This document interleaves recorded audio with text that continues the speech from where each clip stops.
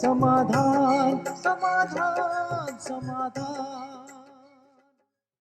नमस्कार, आदाब, सत श्री अकाल मित्रों, समाधान कार्यक्रम में एक बार पुनः आप सभी का स्वागत। एक बहुत ही गहरी चर्चा हम लोगों की चल रही है लगातार कि यदि परमात्म मिलन करना है तो हमें किस प्रकार से मानसिक रूप से तैयार होने की ज़रूरत है। क्योंकि एक बहुत बड़ी चीज़ हो रही है कि हम भगवान से मिल पाएँ और उसके लिए एक तैयारी की ज़रूरत तो होगी ही। तो कल एक संग की बात हो रही थी कि जैसा संग होता है वैसा ही रंग होता है और इसीलिए संग का भी बहुत ख्याल रखने की ज़रूरत है। पहले के ज़माने में आप जानते हैं कि राहगीर पैदल यात्रा किया करते थे। एक राहगीर यात्रा करते-करते एक स्थान पे पहुँचा, थक गया था इसलिए एक पेड़ के नीचे बैठ गया, सुस्ताने लगा। जैसे ही थोड़ी देर हुए, वैसे ही उसे एक भयंकर आवाज़ सुनाई दी कि पकड़ो, मारो, लूटो, पकड़ो, मारो, लूटो। अब उसे लगा कि ये आवाज़ कहाँ से आ रही है? उसने ऊपर देखा तो एक तोता बैठा हुआ था और वो ये कह रहा था कि पकड़ो, मारो, लूटो। और उसकी आवाज़ सुन के कुछ डाकू गुफ़ा से बाहर निकल आए। जैसे इस राहगीर ने देखा, उसने सोचा कि अब तो जान बचा के भागना पड़ेगा, वो वहाँ से भागा। भागते-भागते वो एक आश्रम के पास पहुँच गया, वहाँ जाके वो बैठा। और जैसे ही वो वहाँ बैठा, फिर से उसे एक मधुर आवाज़ सुनाई दी कि आइए श्रीमान, आपका स्वागत है। आप आश्रम में विश्राम कीजिए, भोजन पान कीजिए। अब उसे लगा इतनी मधुर आवाज़ कहाँ से आ रही है। उसने फिर ऊपर की तरफ देखा तो एक तोता बैठा हुआ था जो ये मधुर शब्द बोल रहा था। राहगीर आश्रम में प्रवेश हुआ और उसने वहाँ के महाराज से पूछा कि महाराज, ये दोनों तोते एक ही जैसे लग रहे हैं, लेकिन एक ऐसा भयंकर था जिसकी आवाज़ सुन के मुझे भागना पड़ा और एक ऐसा तोता है जो आपके पास है, कितनी मधुर बात कर रहा है। महाराज ने कहा कि ये दोनों वास्तव में सगे भाई हैं। एक था जो डाकुओं के संग पला बढ़ा है और ये जो आश्रम में है, ये संतों के साथ पला बढ़ा है। ये संग का रंग है, चूँकि वो लुटेरों के साथ है, डाकुओं के साथ है, इसलिए वो लूटने में, मारने में विश्वास रखता है और यही बोलता है। और चूँकि हमारा तोता संतों के साथ रहा है, इसीलिए मधुर वाणी बोलता है, सबका स्वागत करता है। तो मित्रों, संतों का प्रभाव, डाकुओं का प्रभाव जब पशु-पक्षियों पर पड़ता है, मनुष्यों पर भी अवश्य पड़ेगा ही। इसीलिए हम अपने जीवन को यदि श्रेष्ठता की ओर ले चलना चाहते हैं, संग का भी हमें विशेष ख्याल रखने की आवश्यकता है। और किन-किन बातों का ख्याल रखें और कैसे संग को श्रेष्ठ बनाएँ, इसी की चर्चा आज भ्राता जी के साथ करेंगे समाधान कार्यक्रम में। आइए उनका अभिनंदन करते हैं। भ्राता जी, बहुत-बहुत स्वागत, अभिनंदन। Thank you. संग के लिए क्या कहेंगे भ्राता जी? हाँ, आपने जो कहा ये बहुत ही उत्तम एक विचार है और इसका प्रभाव होता ही है, क्योंकि जिन लोगों को भगवान से मिलना है, जी। सर्वोच्च प्राप्ति, हुँ, हुँ। लोग इसमें विश्वास भी शायद ही करें कि भगवान से मिलना ये सब गप लगा रहे हैं। परंतु ये सत्य है कि जो हम सबका परम पिता है, वो अपनी संतानों से मिलने आता है। न केवल उनसे मिलता है, न केवल उन्हें अपना रूप दिखाता है, बल्कि उन्हें अपनी संपूर्ण अनुभूति भी देता है, भासना जिसे कहते हैं। तो एक व्यक्ति जो यहाँ आएगा परमात्म मिलन के अनुभवों के लिए, एक चीज है कि वो देख ले कि बाबा आया, शिव बाबा आए। जी। बिल्कुल, बहुत अच्छा उसे लगे, वाह शिव बाबा आए, सब कुछ उसने अनुभव किया। दूसरा है कि वो जब उस सभा में बैठे तो वो उनकी उपस्थिति से भाव विभोर हो जाए, उसका चित्त शांति की गहराई में चला जाए, वो परमानंद की अनुभूति में स्थित हो जाए, या वो योग युक्त हो जाए और लंबे काल तक उसका अंतर चित्त शुद्ध होने लगे, जो भी उसमें गंदगी भरी हुई है वो निकलने लगे, उसको एहसास होने लगे तुम्हें अब क्या करना है, और उसे लगे उसका तीसरा नेत्र खुल गया है। तो हमारे पास जो हम देखते आ रहे हैं, इतने लंबे सालों से बहुत लोग आ रहे हैं, कुछ को परमात्म मिलन बहुत सुख देता है, किसी को शांति देता है, किसी को भगवान के प्यार की अनुभूति होती है, किसी को शिव बाबा से अपनापन भासता है। तो कोई वहाँ बैठकर बस आनंदित होकर उठते हैं, और उठते क्या हैं, बस वहाँ उनका बैठना और उनके जीवन में महान परिवर्तन की प्रक्रिया का प्रारंभ होना। हुँ। उनके विचार बदल जाते हैं, संस्कार बदल जाते हैं, बस उनके दिल से आवाज निकलती है, यही है, यही है, जिसे ढूंढ रहे थे वो तो यही है। और अब उनके मन में विचारधारा होती है, चलूं मैं यहाँ से और सारे संसार को बता दूं, जिसे तुम पुकार रहे हो वो उधर है, चलो। डॉक्टर सचिन ज्ञान मार्ग पर नहीं आए थे। एमबीबीएस करने के बाद उनके मन में तीव्र उत्कंठा थी कि मैं सन्यासी बनूं, रामकृष्ण मिशन में चला जाऊं। लोगों ने उसे बहुत रोका, लेकिन उसकी बहुत तेज उत्कंठा थी। एक बार वो घर छोड़ के चले भी गए। फादर उनको पुनः वापस लाए, फिर जाने की तैयारी में थे। अब सबको उन्होंने कन्विंस कर दिया था मुझे सन्यासी बनना है। उनकी बहन जो हमारे यहाँ आती है, उसने कहा अच्छा भाई तुम सन्यासी बन जाना, मैं भी खुश हूँ कि तुम एक अच्छे पथ पर जा रहे हो, लेकिन एक बार जरा माउंट आबू ब्रह्मा कुमारी के आश्रम में होके आ जाओ। और उसने उसे इस प्रोग्राम में भेज दिया, जिसको अभी कुछ ज्ञान नहीं था, और वो यहाँ आ गए। और उनके जो वंडरफुल अनुभव थे वो सचमुच आत्मा को झकझोर देने वाले थे। वो सभा में बैठे थे, उन्होंने क्लासेस सुनी, वो मग्न हो गए और उन्हें विस्मृति हो गई वहाँ की कि कोई आसपास भी बैठा है क्या। और उन्हें दिखने लगा कि स्टेज पर शंकराचार्य आए और मुझे जैसे कह रहे हैं, बेटा जिसे तू ढूंढ रहा है वो यही है, यही है। फिर अनेक महान पुरुष आए जिनमें इनकी भावना थी। रामकृष्ण परमहंस आए, यही है। ये उन्हें साक्षात्कार ये हो उन्हें रहा था। बिल्कुल दिख रहा है और वो खो गए कि वो देख रहे हैं या क्या कर रहे हैं। स्वामी विवेकानंद आए, यही है। और फिर उसे जब बाबा के महावाक्य शुरू हुए, जी। फिर बाबा दृष्टि देने के बाद शिव बाबा बोलते हैं, तो उनके जो महावाक्य शुरू हुए तो उन्हें महावाक्य नहीं सुन रहे, उन्हें गीता के श्लोक सुनाई दे रहे हैं वहां से। और वो भाव विभोर होकर उठे और बस सन्यासी बनना उनका छूट गया और वो सच्चे सन्यासी बन गए। आ गए हमारे ग्लोबल हॉस्पिटल में, बहुत फेमस डॉक्टर जिनकी उपस्थिति में कोई भी केस यहाँ से बाहर नहीं जाता है, बहुत सफल हमारे अच्छे मित्र। इसलिए मुझे याद आ गया, तो मैं ये कह रहा था कि जो यहाँ पर आते हैं उनको ये विभिन्न अनुभूतियां होती हैं। एक व्यक्ति ने ब्रह्मचर्य की पालना कर ली, बहुत सुंदर, उनको यहाँ आने का अधिकार प्राप्त हो गया। लेकिन अब उन्होंने अपना स्पिरिचुअल लेवल कितना ऊंचा उठाया है, इस पे निर्भर करेगा उसकी वो अनुभूतियां जो उसे वहां होनी है। किसी ने अभी ज्ञान योग किया ही नहीं है, किसी का मन अभी बहुत विचलित रहता है, चित्त शांति नहीं हुआ, कोई अभी बुरे संग में रहता है, तो उसको वहाँ एकाग्रता नहीं होगी। उसे अच्छा तो लगेगा, लेकिन ये जो डिवाइन फीलिंग्स हैं ये उसे नहीं होगी। ये सन्यासी बनने के लिए जा रहे थे, इनकी सिस्टर यहाँ आती थी, अब इन्होंने इन्हें कहा कि एक बार इस मिलन में आ जाए। तो इस केस में इन्होंने तो इन चीजों का पालन नहीं किया था जिनकी हम चर्चा कर रहे हैं, फिर भी यहाँ आने के बाद इतनी डिवाइन फीलिंग हाँ, कैसे हो गई? इनको ये था, इसमें कुछ रहस्य जो कर्मों की गति के अनुसार है, इनका जीवन पवित्र था। ब्रह्मचर्य, क्योंकि इनको सन्यासी बनने की इच्छा थी तो ब्रह्मचर्य का इन्होंने स्ट्रिक्टली पालन किया था। और खान पान भी इनके घर में बिल्कुल सात्विक थे। ये महाराष्ट्र के हैं और इनका घर बिल्कुल, क्योंकि वो बहन भी ज्ञान में है और माँ बाप भी कुछ अच्छे कार्य करता है, तो एकदम सात्विकता परिवार में थी। तो ये दोनों चीजें इनके पास थी और संग भी इनका बुरा नहीं था, क्योंकि इन्हें सन्यासी बनना था तो ये अध्ययन में ही लगे हुए थे। एमबीबीएस करने के बाद शास्त्रों का अध्ययन, और जो रामकृष्ण मिशन के सन्यासी हैं उनसे कांटेक्ट, उनसे वार्तालाप, बहुत ज्यादा डिस्कशन, इसमें इनका समय बीतता था। इसलिए इनका जो स्पिरिचुअल लेवल था वो बहुत सुंदर था। दूसरी बात, जब मनुष्य की भक्ति पूर्ण हो जाती है तब उसे परमात्म मिलन की शुरुआत होती है। तो बस इनके अनुभव से मुझे ऐसा ही लगा कि इनका वो गुड टाइम आ गया था, इनकी भक्ति का पाठ पूर्ण हो गया था और इनको परमात्म मिलन होने वाला था। इसलिए इनकी भक्ति से प्रसन्न होकर स्वयं भगवान ने इनको उस 25,000 की सभा में डिवाइन इंसाइट दे दी, दिव्य दृष्टि, और ये वहां अकेले हो गए और सब कुछ देखने लगे। तो हम फिर से वहीं आ जाएं, बात संग की है। मैं आपको कह रहा था कि स्पिरिचुअल लेवल हमारा ऊपर उठना चाहिए।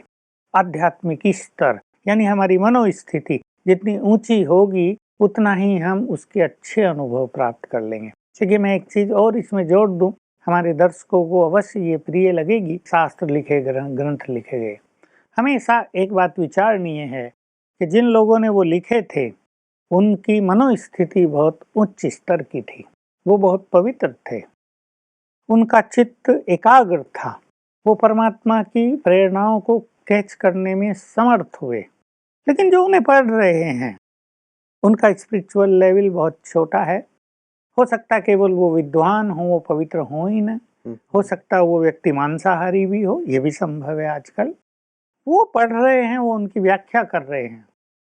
तो मेरा ये कहना है कि लिखने वालों का स्पिरिचुअल लेवल जिस ऊंची स्थिति का था, पढ़ने वाले और व्याख्या करने वालों का भी स्पिरिचुअल लेवल उतना ही होगा, तो ही वो उनके भाव को ठीक से समझकर व्याख्या कर पाएंगे। नहीं तो ये करेंगे शब्दार्थ, उनके भाव कुछ अलग थे। अब किसने कौन सी बात किस भाव से कही, लैंग्वेज भी अलग अलग हैं। एक ही शब्द के भिन्न भिन्न लैंग्वेज में अलग अलग मीनिंग होते हैं। हम देखते हैं मराठी में अलग है तो गुजराती में अलग है, हिंदी में अलग है। 3 भाषाओं को यदि हम ले लें जो हिंदी से बहुत मिली जुली है, चौथी भी मारवाड़ी, तो हमारा स्पिरिचुअल लेवल जितना ऊंचा होगा उतना ही अच्छी तरह से हम हमारे ग्रंथों में जो कुछ लिखा है उसका अर्थ समझ पाएंगे। नहीं तो क्या होता है, गीता में लोगों को लगता है विरोधाभास बहुत है, ये बात क्यों कह दी, वो बात क्यों कह दी। ठीक इसी तरह यहाँ भी जो प्रभु मिलन के लिए आते हैं, उन्होंने अपना स्पिरिचुअल लेवल, आध्यात्मिकता का स्तर, यानी सहज भाषा में कहें मन की स्थिति जितनी श्रेष्ठ बनाई होगी उतना ही सुंदर अनुभव होगा। तो संघ का इसमें बहुत गहरा प्रभाव पड़ता है। बिल्कुल भ्राता जी, संघ पे तो हम आएंगे ही। आपने जो डॉक्टर सचिन की बात कही, वहाँ मुझे 1-2 बातें मेरे ध्यान में आ रही हैं, मैं स्पष्टीकरण चाहूँगा। एक तो आपने कहा गुड टाइम आने के पश्चात व्यक्ति स्वतः पहुँच जाता है। क्या हमें इंतज़ार करना चाहिए अपने गुड टाइम का? एक क्वेश्चन। और दूसरी बात, जैसे साक्षात्कार उन्हें प्राप्त हुए, क्या ऐसे ही साक्षात्कार अनेक लोगों को होते हैं जो यहाँ पे आते हैं? ये दोनों क्वेश्चन मेरे ज़हन में उठ रहे हैं, शायद हमारे दर्शकों के भी नहीं, उठ रहे हों। बिल्कुल ठीक है, इट्स नेचुरल। तो देखिए गुड टाइम का, क्योंकि मनुष्य को पता नहीं कि ये है या 2 मिनट के बाद है या 5 दिन के बाद है, इसलिए मनुष्य को अपने गुड टाइम का इंतजार न करके प्रयासरत रहना चाहिए।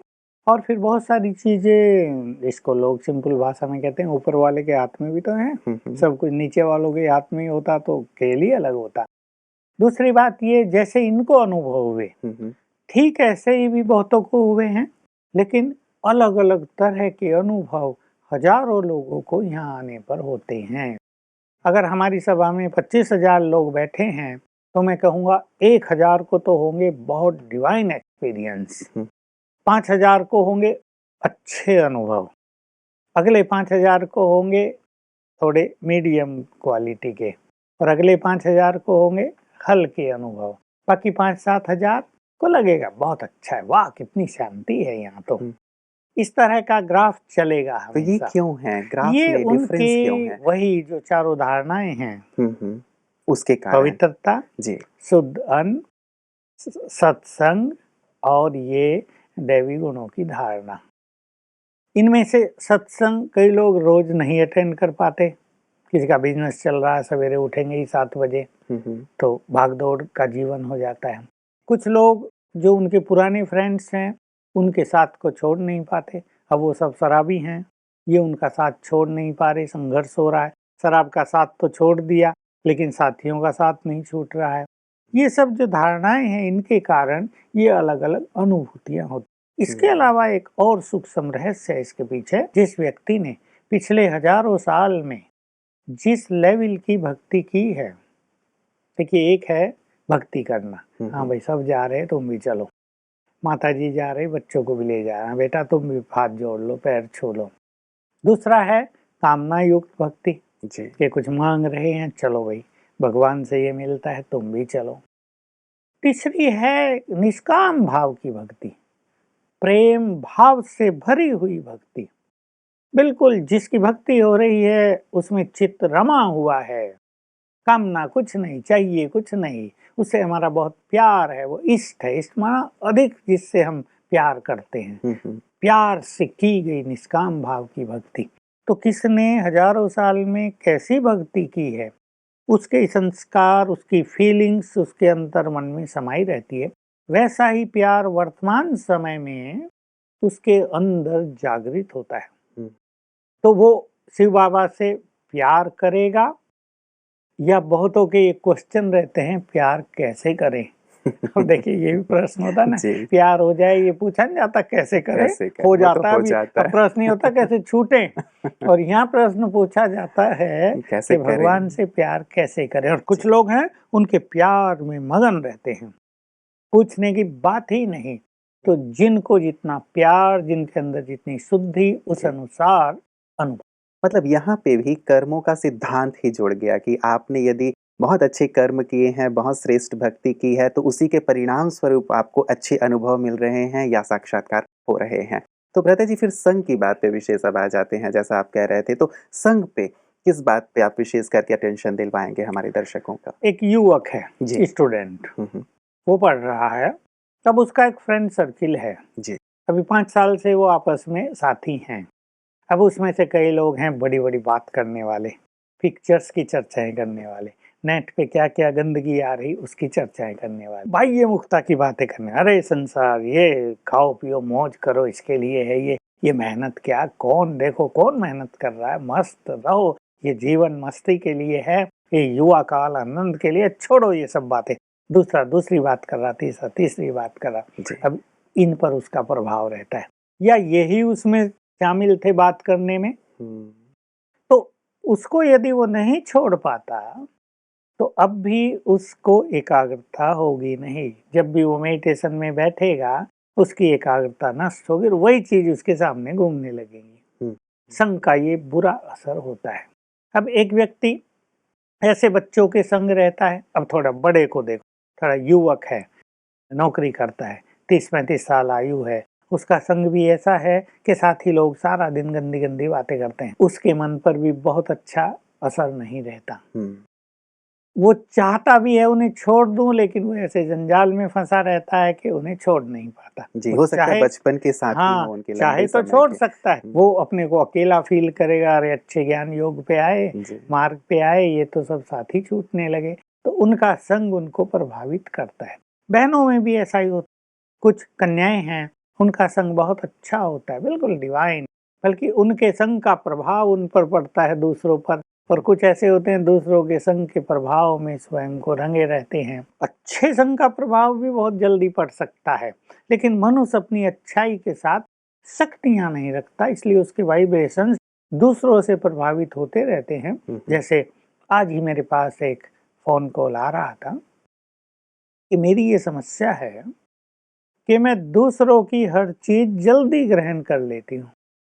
मेरा अपना कुछ नहीं है।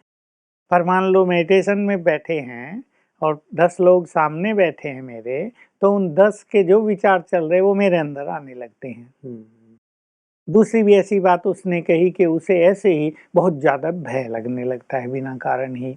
ये भी सूक्ष्म रूप में संग के ही इफ़ेक्ट होते हैं। तो इस तरह से यदि ज्ञान योग के मार्ग पर चल दिया कोई मनुष्य, उसे अपना दृढ़ लक्ष्य बनाना चाहिए कि जिस मार्ग पे एक बार चल दिए, अब उसकी संपूर्णता तक हमें पहुंचना है। जी। तो जब संपूर्णता तक पहुंचना है, तो उन चीज़ों का, उन नियम और मर्यादाओं का स्ट्रिक्टली पालन कर लेना है, जो उसमें बहुत आवश्यक हैं। अब बैठे हैं हम राजयोग मेडिटेशन के लिए 1 घंटे के लिए, और याद आ रही हैं वो दोस्तों की बातें, तो 1 घंटा भी हमारा वेस्ट हो जाएगा ना। हुँ। हम परेशान होके उठेंगे कि अरे क्या मेडिटेशन तो और हमारे लिए टेंशन बन गई, ना सुख मिल रहा, ना टाइम सफल हो रहा, इससे तो पढ़ लेते वही अच्छा होता। तो इसलिए अपने संग को पवित्र करना, बल्कि अपने को इतना अच्छा बना लेना कि हमारे संग से वो सब बदल जाएं, हुँ, वो हुँ। गंदी बातें कर रहे थे उनमें परिवर्तन आ जाए, तो ये बहुत अच्छी बात होगी। बिल्कुल। लेकिन आजकल यदि फ्रेंड सर्कल में देखा जाए भ्राता जी, तो ज़्यादातर वही बातें होती हैं जो दुनियावी चीज़ें हैं। अब एकाएक उन्हें छोड़ा भी नहीं जा सकता और अभी इतनी स्पिरिचुअल पावर आई भी नहीं है कि हम उनको भी चेंज कर पाएँ, तो ये ऊहा-पोह वाली स्थिति तो बनी ही रहती है। हाँ, फिर भी देखिए, जब मैंने कहा कि डॉक्टर भी यदि कह दें जी। कि भई तुम्हें ये चीज़ छोड़नी है अब। हुँ, हुँ। अब टेंशन के, आजकल हाइपरटेंशन के पेशेंट बहुत हैं, जी। और उन्हें भी डॉक्टर ऐसी बहुत सारी राय देते हैं हुँ, हुँ। कि भई ऐसी बातें न करना, इनसे न मिलना, अब आपको ये करना है। तो मनुष्य अपने अच्छे हेल्थ के लिए, चाहे वो मेंटल हेल्थ हो, बचता है ना इन चीज़ों का। अब यहाँ है बहुत बड़ी चीज़, परमात्म मिलन। तो एक बहुत बड़ी चीज़ के लिए, जिसके लिए आज तक घर छोड़ते आए, जिसके लिए राजाएँ अपनी राजाई छोड़कर जंगलों में चले गए, जिसके लिए सन्यासी और महात्माओं ने, हम सब ने भी की है, कठिन साधनाएं की, तो उसके लिए एक बुरे संग को छोड़ देना जो सचमुच बुराई है, जो गंदगी है, जो हमारे मन को विचलित कर रही है, जो एकाग्रता को नष्ट कर रही है, न केवल राजयोग में एकाग्र बल्कि पढ़ाई में भी जो मनुष्य को, विद्यार्थियों को एकाग्र नहीं होने देती, ऐसे संग का त्याग करना ही सच्ची बुद्धिमानी है और इसी में मनुष्य अपने लक्ष्य को प्राप्त कर पाएगा। यदि हम अच्छे मित्र बनाना चाहते हैं भ्राता जी, तो किन बातों का फिर ध्यान रखें? क्योंकि हमें सामाजिक प्राणी हैं और आवश्यकता तो होती ही है, जहाँ कहीं भी हम जाएँगे तो संगी साथी तो बन ही जाते हैं। तो ऐसे में संगी साथी यदि हमें बनाने ही हैं, तो किन बातों का विशेष आप कहेंगे? कुछ लोग ऐसे अच्छे लीन हो जाते हैं स्पिरिचुअलिटी में कि वो ये सोशलाइजेशन को भूल जाते हैं। भाई किसी को मित्र वित्र नहीं बनाना, ये सब बेकार हैं, उल्टी बातें करते हैं, हमें भी गिराना चाहते हैं, खुद तो गिरे हुए हैं। अब या तो उसमें स्पिरिचुअल पावर इतनी हो कि परमात्म साथ का उसे ऐसा अनुभव हो कि भगवान साथ है, कल्प वृक्ष का बीज साथ है, तो सारा संसार उसके साथ है। ये है स्पिरिचुअलिटी की एक बहुत सुंदर स्थिति। अन्यथा उसे ये करना चाहिए कि अपनी धारणाओं को वो इतना मजबूत करे कि जब वो उन लोगों के पास जाए तो इसका प्रभाव उन पर पड़े, उनका प्रभाव इस पर नहीं, यानी अच्छाइयाँ बुराइयों पर हावी हो जाए, विजयी हो जाएं, तो वो सब इसके ऐसे साथी बन जाएंगे कि इसको उनका साथ इसके मार्ग में और तीव्र गति प्रदान करेगा। बिल्कुल, मतलब मूल बात रही कि हमें अपनी स्थिति को ही बहुत आध्यात्मिक बनाना होगा, शक्तिशाली बनाना होगा, ऊंचा बनाना होगा, अन्यथा लोगों के जो कमेंट्स होते हैं वही हमें बहुत ज़्यादा परेशान कर रहे होते हैं। और साथ ही जैसे आपने कहा कि हम एकदम आइसोलेटेड हो जाते हैं, तो दूसरों का भी हमें सहयोग कई बार प्राप्त नहीं हो पाता। तो भ्राता जी, एक अच्छे संग की जब हम बात करते हैं या सत्संग की, कल भी आप कह रहे थे, तो सबसे सुंदर और श्रेष्ठ संग तो उस एक परमात्मा का ही है। उसे कैसे अपना हम साथी बना लें, दोस्त बना लें, क्योंकि उससे अच्छा दोस्त, साथी तो शायद और कोई हो ही नहीं सकता। बिल्कुल, मेरे जीवन में ये सुंदर अनुभव रहा, मेरा भी, और मैंने फिर अपने साथी बनाए कि भगवान को अपना दोस्त बनाओ। मेरे साथ इसका संग का बहुत सुंदर अनुभव है मेरे पूरे जीवन का। तो मैं किसी के पास नहीं जाता था दोस्ती करने के लिए, मेरे पास ही सब लोग आते थे मुझसे दोस्ती करने के लिए, वो पढ़ाई लिखाई में इंटेलिजेंट होने के कारण। लेकिन मैं देखता था कि जैसे ही वो मेरे पास आते हैं, वो दुनियावी गंदी बातें नहीं करते हैं। ये एक बहुत अच्छा सहयोग रहा। पीछे जब ज्ञान और योग मेरे पास बहुत अच्छा आ गया, तो मुझे ये पता चला कि ये हमारे वाइब्रेशंस का इफेक्ट होता है। तो हमारे वाइब्रेशंस इतने अच्छे थे, तो वो हमारे पास आते ही कई तो मुख से बोलते थे, अरे भाई अब ये गंदी बातें ना करो, ये बाहर करेंगे, यहाँ नहीं करो, चुप हो जाते थे। मुझे भी लगता था कि देखो कितना अच्छा है, ये कितने अच्छे दोस्त हैं हमारे। और इसी से फिर बड़ी स्थिति कि भगवान को अपना दोस्त बना ले। शुरू में मुझे भी ऐसा लगता था, मैं ऐसे लोगों से जरा कट ऑफ रहने लगा जो ऐसी वैसी बातें करते हैं, जो योग से हमें विमुख करते हैं।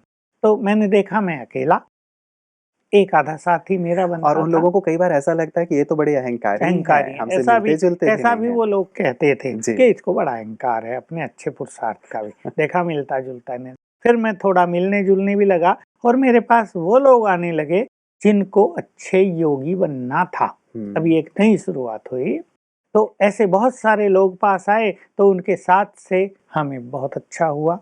तो फिर जो ये बात शुरू हुई कि भगवान को अपना दोस्त बनाओ, तो ऐसे सुंदर अनुभव हो गए कि मन की सारी बातें उनसे कर ली।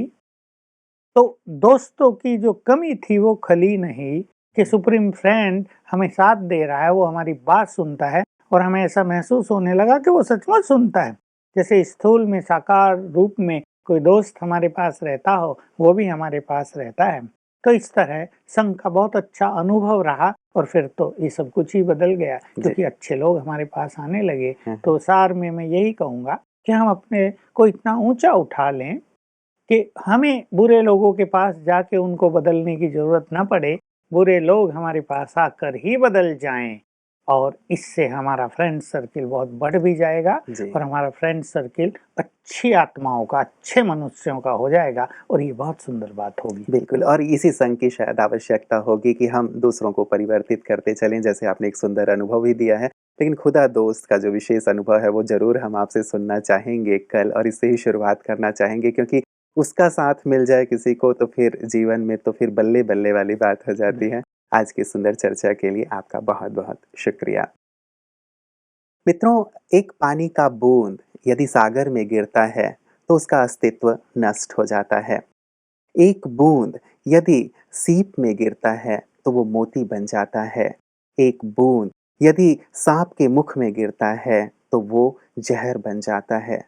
पानी का बूंद वही है, लेकिन अलग-अलग स्थानों पे, अलग-अलग लोगों के संग में आने से उसका प्रभाव बिल्कुल विपरीत होता है और कहीं बहुत अच्छा होता है। ये है संग का असर। हमें भी अपने जीवन को किस दिशा में ले जाना है, अपने लक्ष्य को कैसा बनाना है, कहाँ तक हमें पहुँचना है, इस बात को ध्यान में रखते हुए हमें अपने संग का अवश्य ध्यान रखना चाहिए। और जो बात विशेष चल रही है कि यदि हमें ईश्वर तक पहुँचना है, उनसे मिलन की अच्छी अनुभूति करनी है, तब तो हमें अपने संग का विशेष ध्यान रखना चाहिए और अपनी आध्यात्मिक स्थिति को भी इतनी ऊँचाई तक ले चलें हम, ताकि हमारे आस-पास के लोग जो हमारे संगी साथी हैं, उन पर भी बहुत अच्छा प्रभाव पड़े, उनके जीवन में भी परिवर्तन आता चले। तो अपने संग को विशेष रूप से श्रेष्ठ बनाते चलेंगे और उस परम सत्य का भी संग करेंगे। कल भ्राता जी से जानेंगे कि वास्तव में खुदा दोस्त के साथ का अनुभव कैसा होता है। बने रहिएगा हमारे साथ समाधान कार्यक्रम में। नमस्कार।